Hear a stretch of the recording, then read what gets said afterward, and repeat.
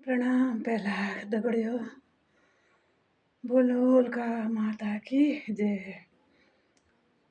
सपरिवार अपने कुल देवी देवताओं को प्रणाम करते हुए, भोले बाबा को प्रणाम करते हुए, गुरुजनों को प्रणाम करते हुए, भूमि भूमिया माता उल्का देवी की शरण में एक कहानी सुनाऊंगी मैं ना। माता उल्का देवी का वो तो नहीं मैं जानती, क्या कहते विधि, मतलब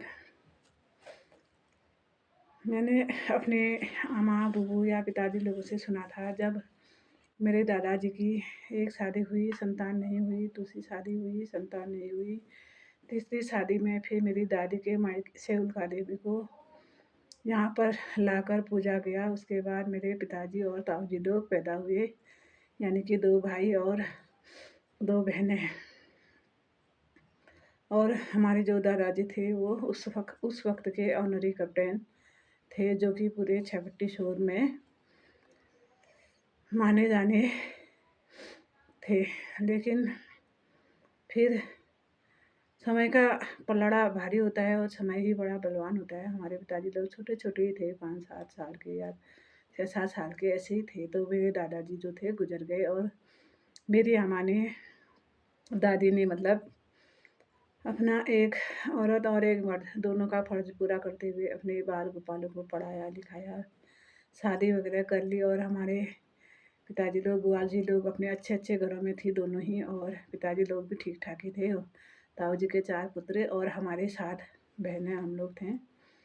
तो जब तक मुझे याद है तो मेरी दादी ने तो कभी पोता और पोती में कभी फ़र्क नहीं किया। और जहाँ तक मुझे याद है, दादी हमेशा हम लोगों का पक्ष ही लेती थी। क्योंकि इनके पास भाई नहीं है और इसका पिताजी नौकरी में नहीं है। और हमारे घर में एक भाई हुआ था जो कहते हैं ना, समय से पहले ही कम से कम 12-13 साल में मेरे उस भाई की भी मृत्यु हो गई थी। और तो भाई की कमी तो हमें अपने जो बड़े भाई लोग हैं, हमारे ताऊ जी के भाई लोग, उनकी कृपा से हमको कोई कमी नहीं हुई पाएगी। उन्होंने हमें कभी अकेला नहीं छोड़ा और कभी असहाय नहीं छोड़ा। और इस वक्त भी जो हमारे छोटे-छोटे भाई-बहन हैं, वो भी बहुत अच्छे हैं और प्रिय हैं और समाज में अपना नाम कर रहे हैं, अच्छे काम कर रहे हैं, अपनी तरक्की पर हैं। और हम लोग भी जैसे-तैसे तो नहीं, बाहर से दिखने से तो सब लोग ठीक ही हैं, लेकिन फिर भी कष्ट और दुःख अपने-अपने होते हैं। और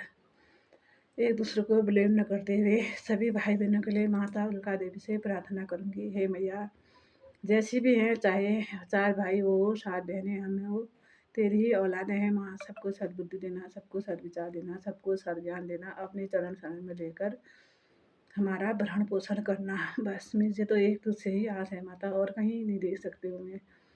ससुराल से आदू के मायके आ गई हूँ, मायके में भी कोई नहीं है, बस कोई नहीं है कहना ये मेरा गलत है मैया। जब तक सिरे गाँव में तेरा वास है, तब तक मेरे माता-पिता तू ही है। धन्यवाद, धन्यवाद, धन्यवाद।